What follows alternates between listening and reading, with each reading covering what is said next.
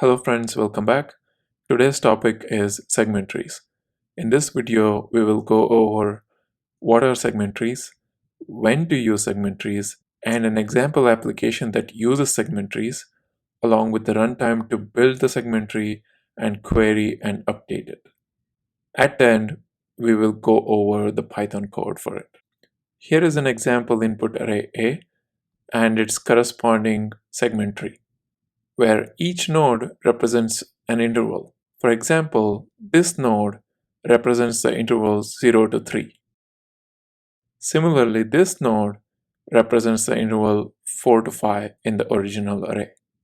As you can see, leaf nodes represent single element, where this node represents element A of 0, this node represents element A of 4, and this node represents element A of 7. Next, let's look at why do we need segment trees or when to use segment trees.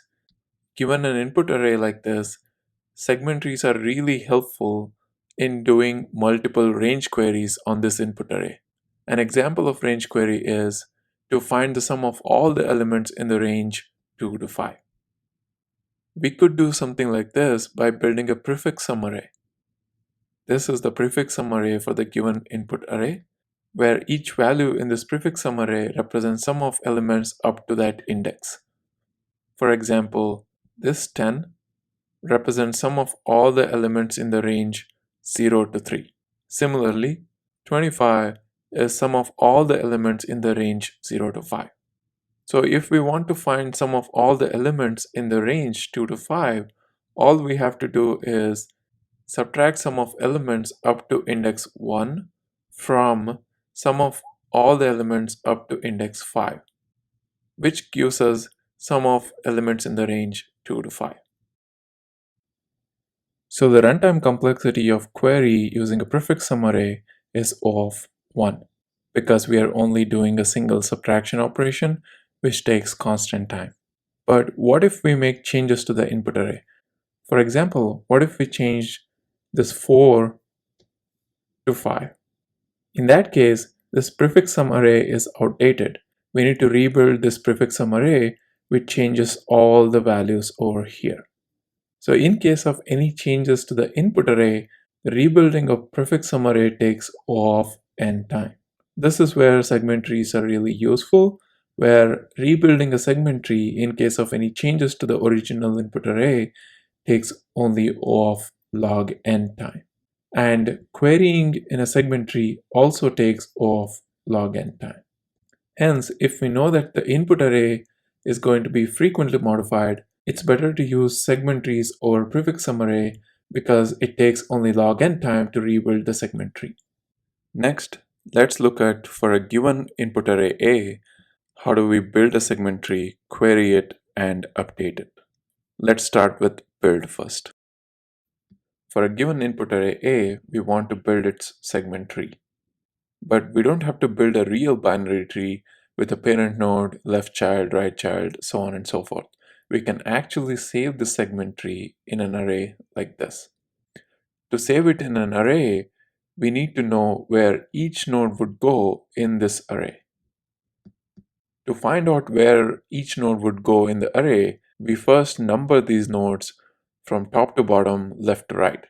Number 1 is the root node, 2 and 3 are the nodes in level 2, 4, 5, 6, 7 are in level 3, so on and so forth.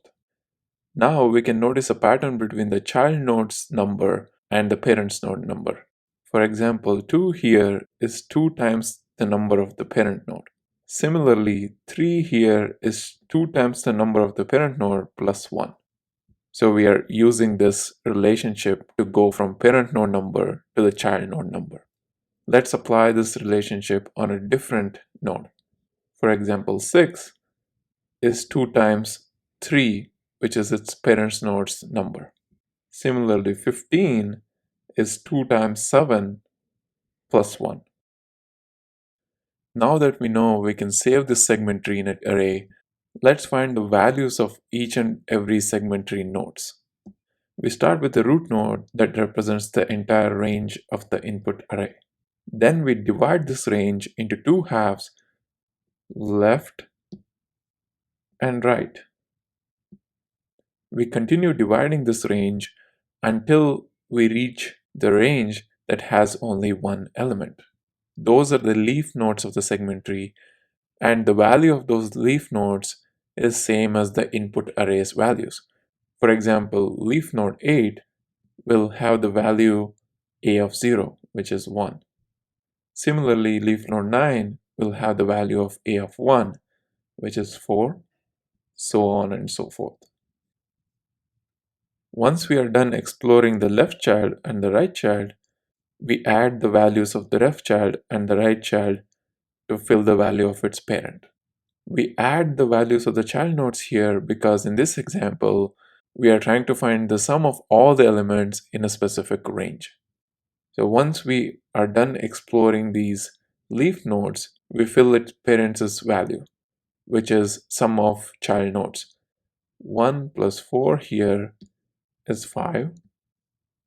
Similarly, 3 plus 2 is 5 again. 9 plus 6 is 15. 7 plus 8 is 15. We continue this process until the root node. So 5 plus 5 is 10. 15 plus 15 is 30. 10 plus 30 is 40. So that's how we build the segment tree, and I can fill the same values in the array to visualize how these values are stored in the array. This is the root node, and root node has value of 40, and node 2 represents the range 0 to 3 and has value of 10. Node 3 represents the range 4 to 7, has a value of 30, so on and so forth. Once we have the segment tree built, let's look at how to query this segment tree to find sum of all the elements in the given range. Let's say we want to find sum of all the elements in the range 2 to 5. We have the code to query the segment tree over here. We start from the root node and compare its range to the query range. If the range of the node is completely outside the query range, we return 0 from that node. If the range of the node is completely within the query range, we return the value of the node. If the node is partially in the query range, we explore both its left child and right child. So the root node's range 0 to 7 is partially in the range 2 to 5. So we explore both its left child and the right child. Left child's range 0 to 3 is again partially in the range 2 to 5. So we explore both its left child and the right child. Next, this node's range is outside the range 2 to 5. So we return 0 from here. Next, we explore its right child. So 2 to 3 is completely within the range 2 to 5. So we return its value, which is 5. Next, we explore the right side. Range 4 to 7 is partially in the range 2 to 5. So we explore both its left child and the right child. Left node's range 4 to 5 is completely within the range 2 to 5. So we return its value, which is 15. Right node's range is completely outside 2 to 5. So we return 0 from here. So we are done exploring children of both these nodes. Once we are done exploring children, we just add the return values from its children. We add the values because we are trying to find sum of all elements within a range.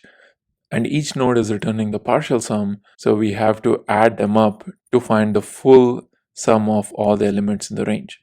So here we add 0 and 5 and return 5. Here we add 15 and 0 and return 15. We do the same at the root node. We add 5 and 15, we return 20. Let's check if it's the right answer. 3 plus 2 is 5, 5 plus 9 is 14, 14 plus 6 is 20. So that's the answer we returned.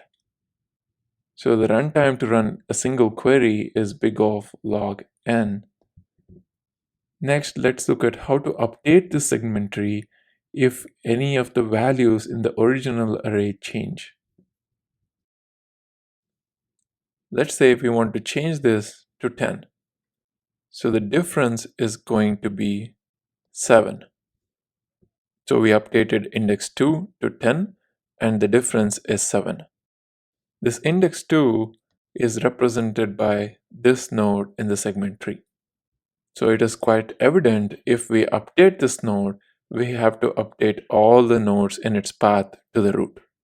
So we start from the root node that covers the entire range of the input array. We know that we want to update only the index 2. So we compare index 2 to the range of the current node. If the index belongs in the range of the current node, we explore both its left child and right child. So we repeat the same for its left child. 2 belongs in this range. So we explore both its left child and right child. Left child's range is 0 to 1. 2 does not belong in this range, so we just return 0 without any update. Next, we check the right child. 2 belongs in this range. We explore both its left and the right child. 2 belongs in the range 2, so we update this node by adding difference to the node's value. So we set this node's value to be 3 plus 7, which is 10. Next, we explore the right child. 2 does not belong in the range 3, so we return from here. Anytime we return to a parent node, we just add the values of its child nodes, 10 and 2. So we update this node with 12 and go back to its parent node. Anytime we come back to a parent node, we update its value with the sum of its child nodes. 5 plus 12 is 17. Next, we explore the right half because 2 belongs in the range 0 to 7. As you can tell, the right half's range is 4 to 7 and 2 does not belong in that range, so we return from here. Anytime we come back to a parent node, we add its child node's values. So 17 plus 30 is 47. So we update this node to 47. That's how the update routine works for a segment tree. So the runtime to update any single element in the original input array will be big O log n. So just to recap, segment trees are really useful when we are doing multiple range queries on a given input, and this input may be updated any number of times. So the runtime complexity to build the segment tree is O of n, and complexity to query and update is O of log n. Comparing that to the complexity of prefix sum has a faster runtime for query, but it's slower in case of an update to the input array. So that's where segment trees outperform prefix sum. If you found this video to be helpful, please support by liking the video and subscribing to the channel. I will see you in the next video. Thank you.